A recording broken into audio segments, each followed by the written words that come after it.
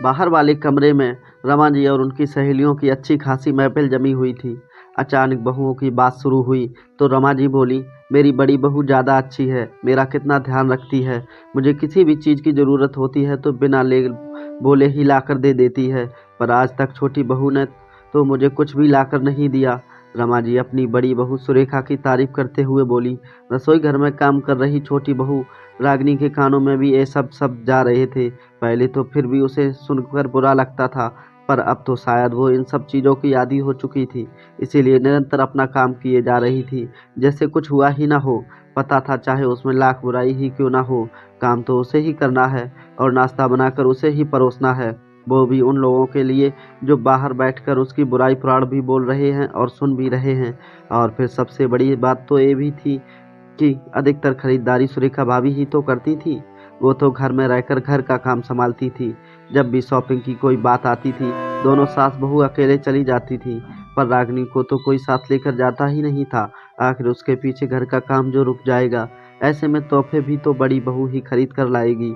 वो मन ही मन सोचने लगी, आखिर तोहफे वाली बहू अक्सर सेवा करने वाली बहू पर भारी पड़ जाती है। मम्मी जी हर समय सुरेखा भाभी की तारीफ करती रहती, जबकि सुरेखा भाभी कभी उन्हें एक गिलास पानी उठाकर तक नहीं देती, और यहाँ तक दिन भर वो लगी भी रहे तो उसकी कोई वैल्यू नहीं है। तभी बाहर से रमा जी की आवाज़ आई, अरे छोटी बहू, जरा एक कप चाय और बढ़ा देना, तुम्हारी मामी सास आई हैं और उन्हें उनके लिए भी नाश्ता ले आना, वैसे भी तेरे हाथ की पकौड़ियाँ इन्हें बहुत पसंद हैं। चलो ये तो अच्छा है कि मम्मी जी ने कुछ तो तारीफ की, किसी और के बहाने ही सही, कम से कम बोली तो सही कि मैं कुछ तो अच्छा बनाती हूँ। मन ही मन सोचती हुई रागिनी नाश्ते और चाय की ट्रे लेकर बाहर आ गई। सब कुछ चाय नाश्ता सब करने के बाद मामी जी के पैर छुए और फिर वापस अपनी रसोई में आ गई। अभी गैस बंद कर खुद के लिए चाय नाश्ता लेकर कमरे में जा ही रही थी कि इतने में बड़ी बहू सुरेखा भी आ गई और आते से ही गरिमा को आवाज़ देकर बोली, गरिमा, मेरा चाय नाश्ता भी यहीं ले आना। आज मामी जी काफ़ी दिनों बाद आई हैं, मैं भी ज़रा मामी जी के पास बैठकर बात कर लूं, वरना नौकरी के चक्कर में मिलना भी कहाँ हो पाता है। नाश्ता अपने कमरे में ले जाती हुई रागिनी के पैर वहीं ठिठक गए। तभी मामी जी बोली, अरे सुरेखा बहू, हाथ मुंह धोने तो जाएगी ही, अपना नाश्ता भी ले आना। गरिमा भी कब से काम में लगी हुई है। अरे भाभी, उसे क्या करना होता है, दिन भर घर में ही तो रहती है, बड़ी बहू तो बाहर जाकर कमाना भी पड़ता है, कितना थक जाती है। अचानक रमा जी बीच में ही बोल पड़ी। अब जब सास ही बोल रही है तो भला मामी सास की क्या औकात कि वो बीच में बोल दे। फिर भी मामी सास हिम्मत करके बोल ही दी, जी जी, घर में काम करने वाला भी थक जाता है, घर का काम भी तो आसान बात नहीं होती। अरे तो सिर्फ चाय नाश्ता लाकर पकड़ाना ही तो है, भला वहाँ से यहाँ आकर देने में कोई थकता है क्या। आखिर रमा जी अपने पक्ष में बोली तो मामी सास चुप हो गई। रागिनी के हाथ में जो चाय नाश्ता था वो उसे सुरेखा को देने बाहर आ गई और देकर वापस रसोई में चली गई। वापस गैस चालू किया और अपनी लिए पकौड़ियाँ तलने लगी। पकौड़ी तलकर गैस बंद कर अपने लिए चाय नाश्ता लेकर वो बाहर वहीं पर आ गई जहाँ सब लोग बैठे थे। देखा तो सुरेखा सबको कोई नई साड़ी खोलकर दिखा रही थी। सभी औरतें साड़ी देखने में मग्न थीं। वहीं गरिमा एक कुर्सी पर बैठकर अपना चाय नाश्ता करने लगी। तभी सुरेखा बोली, मुझे तो ये साड़ी देखते ही पसंद आ गई, तो सोचा क्यों ना मम्मी जी के लिए लेकर चलूं। मम्मी जी, पर ये ज़्यादा अच्छी लगेगी। ये सुनकर रमा जी सुरेखा की बलिया लेते हुए बोली, देखा, मेरी बड़ी बहू मेरा कितना ध्यान रखती है, खुद की शॉपिंग के लिए गई थी पर मेरे लिए भी साड़ी खरीद कर लाई है। उनके ऐसा कहते ही रागिनी के हाथ जहाँ थे वहीं रुक गए। वहीं सुरेखा मुस्कुराने लगी। तभी मामी सास बोली, क्यों जीजी, छोटी बहू भी तो कितना ध्यान रखती है आपका, आपका हर काम तो वही करती है। अरे भाभी, अब एक घर में रहती है तो काम तो उसी को करना पड़ेगा ना। रमा जी ने उत्तर देकर उन्हें चुप करा दिया। तभी एक कागज का टुकड़ा नीचे गिरा।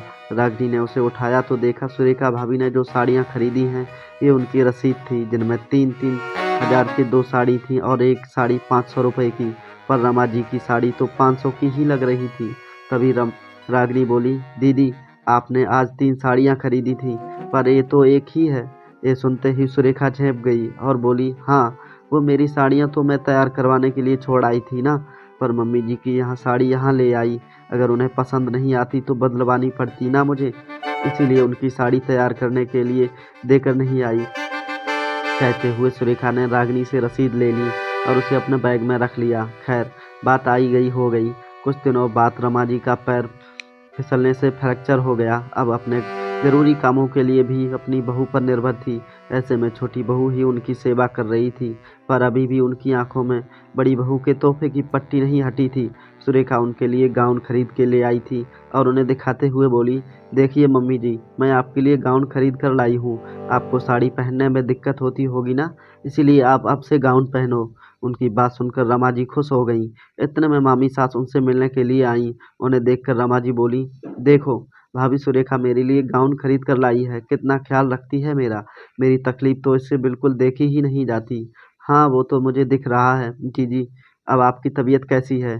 तबीयत तो ठीक है भाभी, पर अभी उठकर अपने काम नहीं कर पाती हूँ, कहकर उन्होंने गरिमा को आवाज़ लगाई, छोटी बहू मुझे बाथरूम जाना है, जल्दी से आ जा। लेकिन गरिमा नहीं आई। ये देखकर उन्होंने दोबारा आवाज़ दी, छोटी बहू कहाँ रह गई तू? तभी मामी सास बोली, अरे जीजी गरिमा नहीं आ रही तो क्या हुआ, सुरेखा भी तो यहीं खड़ी है, वो ले जाएगी आपको बाथरूम।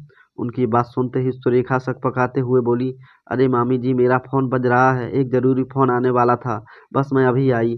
बिना जवाब की प्रतीक्षा किए सुरेखा फटाफट कमरे के बाहर निकल गई। यह देखकर रमा जी हैरान रह गईं, जबकि मामी सास बोली, क्या हुआ जीजी, आपकी तोहफे वाली बहू ने निहाल नहीं किया?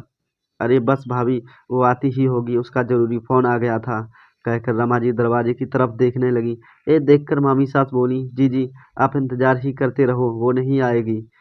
क्या एक फ़ोन आपसे ज़्यादा ज़रूरी हो गया? आज तक आपकी बड़ी बहू ने आपको पानी का गिलास भी उठाकर नहीं दिया है, जो वो आपको बाथरूम तक लेकर जाएगी। उनकी बात सुनकर रमा जी कुछ कह नहीं पाईं। जी रागिनी को तो मैंने बाहर फल लेने भेजा है, आते समय मैं आपके लिए फल नहीं ले पाई थी, इसीलिए वो नहीं आई। और अब आपकी बड़ी बहू भी नहीं आने वाली, तो चलिए मैं ही आपको अब बाथरूम ले चलती हूँ, कहते हुए मामी सास रमा जी को सहारा देते हुए बाथरूम तक ले गईं। वापस जाकर उन्हें बिस्तर पर लिटाते हुए मामी सास बोली, जी मैं बुराई नहीं कर रही हूँ, तोहफे वाली बहू के सामने आपको काम करने वाली बहू नहीं दिखती, लेकिन आपकी ये जो तुलना करने की आदत है ना, ये आप पर भारी पड़ जाएगी। अगर किसी दिन रागिनी ने भी अपने हाथ पैर खड़े कर दिए तो? उनकी बात सुनकर रमा जी ने कुछ नहीं कहा, पर इतना ज़रूर हुआ कि अब उन्होंने बहुओं में काम बराबर बाँट दिया। अब तोहफे वाली बहू को भी बराबर काम करने पड़ते थे, इसीलिए उसने धीरे-धीरे तोहफे लाना बंद कर दिए। दोस्तों आज की कहानी यहीं पर समाप्त होती है। कहानी पसंद आई हो तो लाइक शेयर सब्सक्राइब करना ना भूलें और हमें कमेंट में ज़रूर बताएं कि ये कहानी आपको कैसी लगी। मिलते हैं नई कहानी के साथ। जय श्री राम दोस्तों।